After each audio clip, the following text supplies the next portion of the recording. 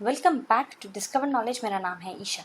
दोस्तों, जैसा कि आप जानते हैं, हम पैसेज बेस्ड क्वेश्चंस का पार्ट 1 ऑलरेडी कवर कर चुके हैं। मैं आपके लिए ये पार्ट 2 लेकर आई हूँ एंड हम इसका पार्ट 3 भी करेंगे। But one thing that I wanted to share, आप लोगों की काफ़ी रिक्वेस्ट आ रही है that you want certain important questions.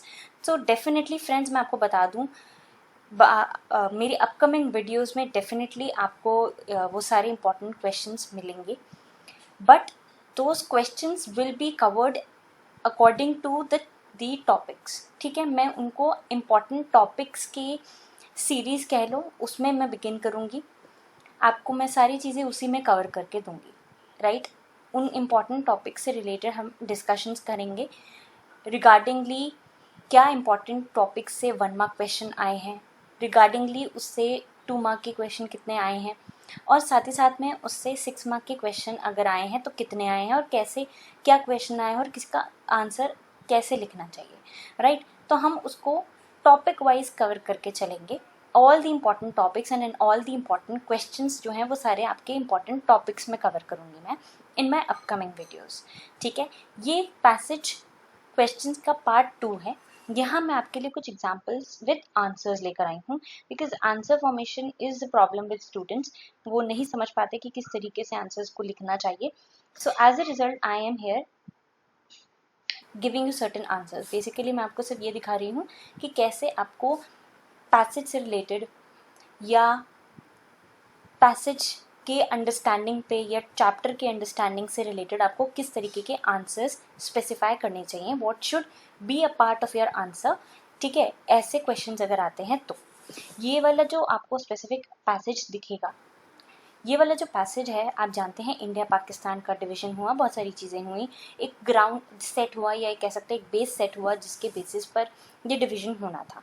But वो बहुत ज़्यादा पेनफुल था and all this has been mention है। वो बहुत डिफ़िकल्ट और बहुत ही पेनफुल तरीका था जिससे हम डिवीजन करने वाले थे, राइट। तो अगर मैं आपको इसके क्वेश्चंस बताऊं, so the first question is why did the partition of India in 1947 prove to be very painful. अब ऑब्वियसली ये चीज़ कोई अच्छी चीज़ तो थी नहीं कि पार्टीशन हो रहा था कंट्री का, एक डिवाइडेड इंडिया, ठीक है, एक यूनिफाइड इंडिया जो अभी तक भी डिवाइडेड तो नहीं, डिवाइड तो बहुत अलग चीज़ हो गई, बट एक यूनिफाइड इंडिया जो है, एक यूनाइटेड इंडिया जो है, आप उसको तोड़ने के लिए कह रहे हो, तो ऑब्वियसली एक पहली थॉट जो है वो आसान नहीं होने वाली है। इट इज़ समथिंग जो आसानी से एक्सेप्टेबल नहीं है सबके लिए। और साथ ही साथ में एक इंडिपेंडेंस के बाद, एक इंडिपेंडेंस बहुत बड़ी चीज़ थी हम लोगों के लिए कि हम इतने टाइम बाद इंडिपेंडेंस अटेन कर रहे हैं, लेकिन ऑन टॉप ऑफ इट उसके बाद भी हमारा जो इंडिपेंडेंस का नोट है या हैप्पीनेस का जो नोट है वो एकदम सैड हो गया पार्टीशन की वजह से, राइट। तो ये इसीलिए भी बहुत ज़्यादा पेनफुल था। तो ये सारी चीज़ें आपको, जैसे मैंने यहाँ पे मेंशन किया है, वो सब चीज़ें आपको क्लियरली अपने आंसर्स में मेंशन करनी है, ठीक। Secondly, analyse any 2 major difficulties that arose in the way of partition. अब पार्टीशन करना आसान नहीं था। मैंने आपको बताया कि एक रिलीजियस मेजॉरिटी के बेसिस पर हमको पार्टीशन करना था, लेकिन वो बहुत ज़्यादा डिफ़िकल्ट प्रोसेस था। लेकिन अब वो आपसे पूछा गया है कि क्या डिफ़िकल्ट प्रोसेस था, वो प्रोसेस जो हम कह रहे हैं कि बहुत डिफ़िकल्ट था, वो डिफ़िकल्टीज एग्जैक्टली क्या थी। मैंने इसका आंसर जो यहाँ पे फॉर्मुलेट किया है, मैं आपको समझाती हूँ। देखो, ये आंसर है, पार्टीशन जो है वो रिलीजियस ग्राउंड में होना था, ठीक है। That is majority population of Muslims जो है वो पाकिस्तान का पार्ट होने थे। बट अब ये तो आपने फैक्ट बता दिया, अब आपको प्रॉब्लम भी बतानी होगी कि प्रॉब्लम जो थी, डिफ़िकल्टी जो थी उस टाइम पे, वो ये थी कि इंडिया में कोई पर्टिकुलर स्टेट ऐसी नहीं थी जहाँ पे मुस्लिम मेजॉरिटी या मुस्लिम पॉपुलेशन स्पेसिफिक स्टेट्स में हो, ठीक है। तो उनको अलग करना, उनको बाइफरकेट करके उनको पाकिस्तान भेजना वॉज नॉट ईजी। तो ये पहली चीज़ है जो पहला डिफ़िकल्ट पॉइंट है, ठीक है। अब देखो, आपके क्वेश्चन पढ़ के ही आपको पता है कि ये 2 मार्क का क्वेश्चन है, तो अकॉर्डिंगली आपको आंसर उतना ही लिखना है ना। दैट मीन्स आपसे अगर दो मेजर डिफ़िकल्टीज पूछी हैं तो आपको 2 डिफ़िकल्टीज मेजर बतानी है, राइट। सेकेंडली, जो सेकेंड वाली प्रॉब्लम है वो फर्स्ट वाली प्रॉब्लम से रिलेटेड है, तो मैंने वही चीज़ लिखी है, ठीक है। Also the second problem was related to the first one, only majority population of the Muslims, ठीक है, पहली वाली से रिलेटेड है। तो पहली वाली प्रॉब्लम जो थी वो ये थी कि कोई ऐसे स्पेसिफिक स्टेट्स नहीं थी जहाँ पे मुस्लिम मेजॉरिटी हो, और अगर स्पेसिफिक मेजॉरिटी वाली स्टेट्स हैं भी, या अगर सपोजिंगली हमने उनको चुन भी लिया है, ठीक है, एक साथ अंडर वन अम्ब्रेला हम ले भी आए हैं, बट प्रॉब्लम ये है कि जो मुस्लिम मेजॉरिटी के लोग हैं वो नहीं चाहते कि वो पाकिस्तान का पार्ट बने। तो ये आपके लिए दो मेजर डिफ़िकल्टीज थी उस टाइम पे जो हमारे इंडियन लीडर्स ने फेस करी, ठीक है, पार्टीशन के टाइम पर। ठीक, तो ये सारी चीज़ें क्लियर आंसर्स आपको अपने आंसर में मेंटेन करना है, लिखना है। जो भी आपको आंसर पता है उसको क्लियर कट मेंशन कर दो, ठीक है। What would have been India's position in the world had there been no partition of India? अगर पार्टीशन हुआ ही नहीं होता तो क्या क्या कंडीशन होती इंडिया की, या उस टाइम पे क्या पोजीशन होती इंडिया की। अगर मैं आपको इसका आंसर नहीं भी, एक बार आंसर को मत रीड करना, बट जनरली सोचो कि अगर आप ये आप आंसर जो है या इसका जो आंसर है आपको पैसेज में नहीं मिलेगा, लेकिन अब आपको जनरली सोचना है कि क्या कंडीशन होती है, क्या पोजीशन होती है इंडिया की।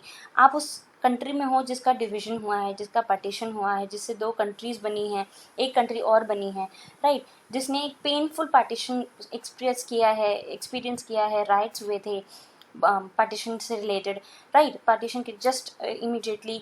तो ये सारी चीज़ें अगर हम इसको रिलेट करें कहीं ना कहीं तो आप क्या अपना आंसर बना लोगे ना।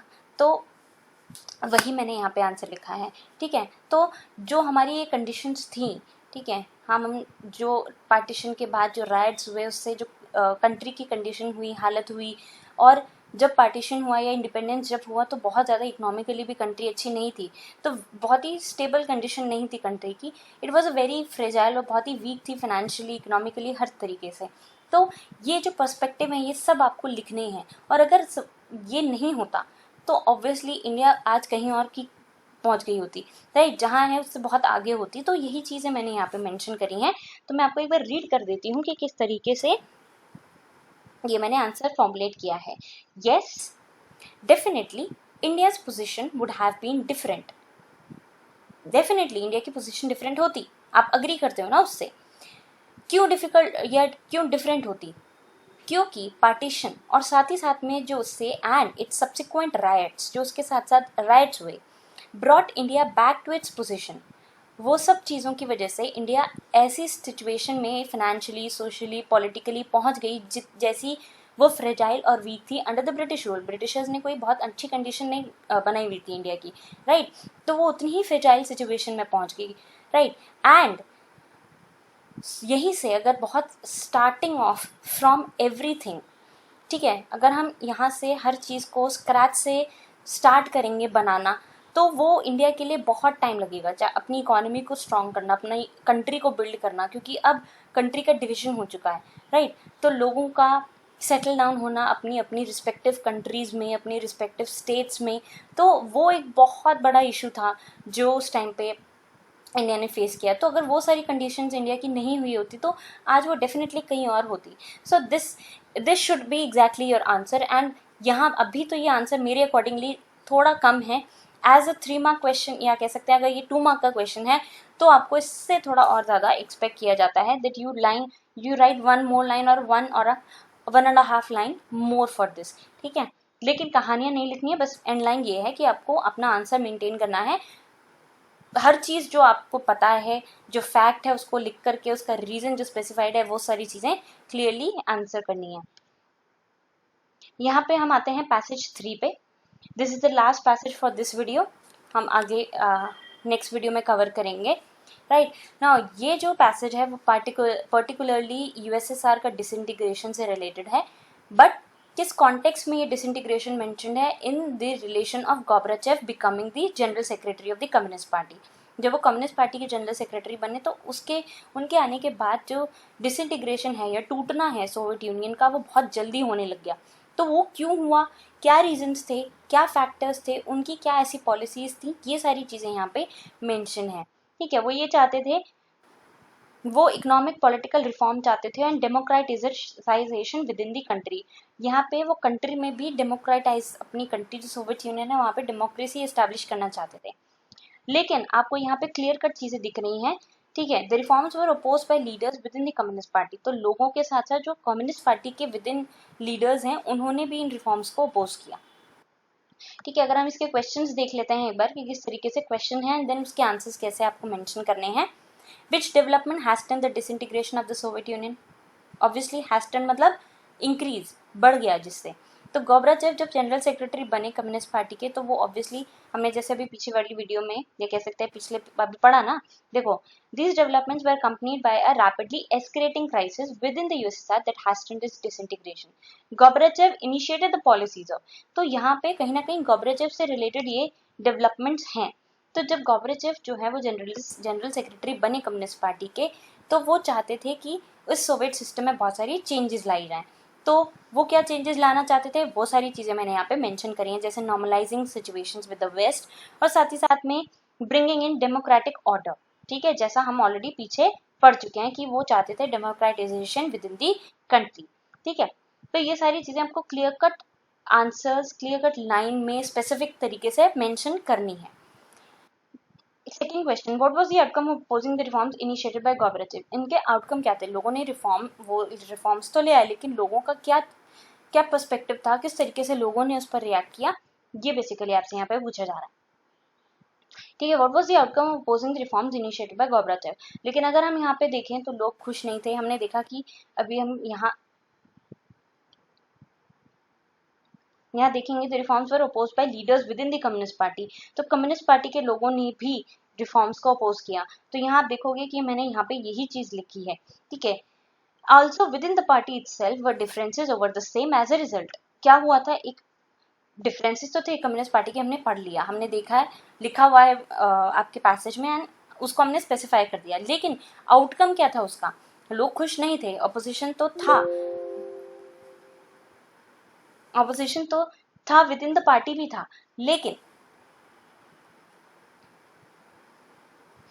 ऑपोजिशन तो था, लेकिन विद इन द पार्टी भी था, लेकिन लोगों का, लेकिन उससे हुआ क्या, उससे उसका एंड रिजल्ट क्या था, तो वो चीज़ भी आपको यहाँ पे मेंशन करनी पड़ेगी कि एक मिलिट्री कूप हुआ था। ठीक है, और साथ ही साथ में एक शिफ्ट हुआ था एज ए रिजल्ट। इस मिलिट्री कूप की वजह से क्या हुआ, एक शिफ्ट हुआ था in the power from the Soviet centre to the republics. अब जो पावर है वो अभी तक जो सोवियत सेंटर्स के पास में थी, वो अब रिपब्लिक्स पर पहुंच गई। ठीक है, अब यही सेकंड क्वेश्चन जो है वो आपका थर्ड क्वेश्चन से रिलेटेड है। How did Boris Yeltsin emerge as a national hero.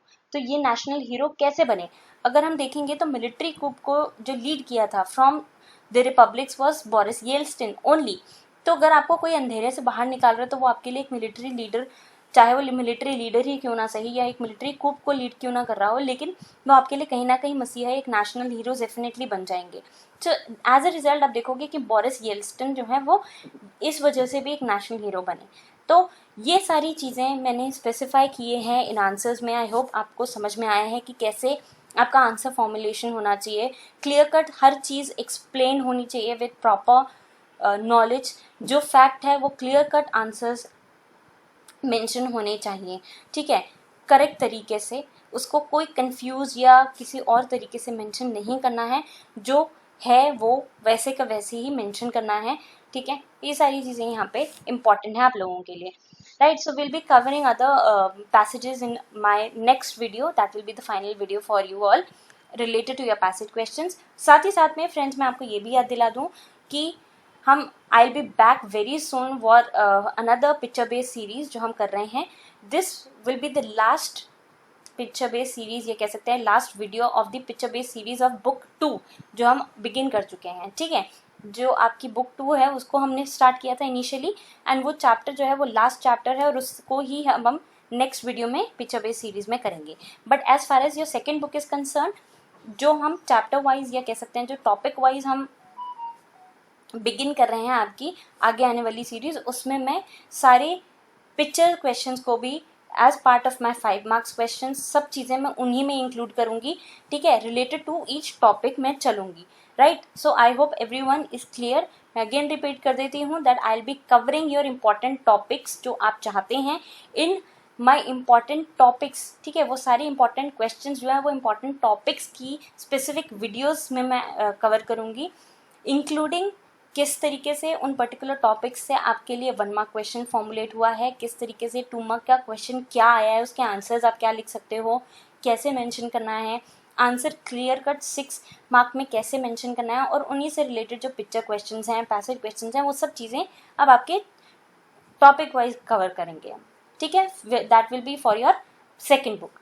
ठीक है. So I hope you like the video and if so please hit the like button and subscribe to the channel everyone. अगर आपको कोई confusion है, कोई doubt है, आप चाहते हो मैं कोई पर्टिकुलर टॉपिक लूँ, so you can mention it to me in the comment section. ठीक है.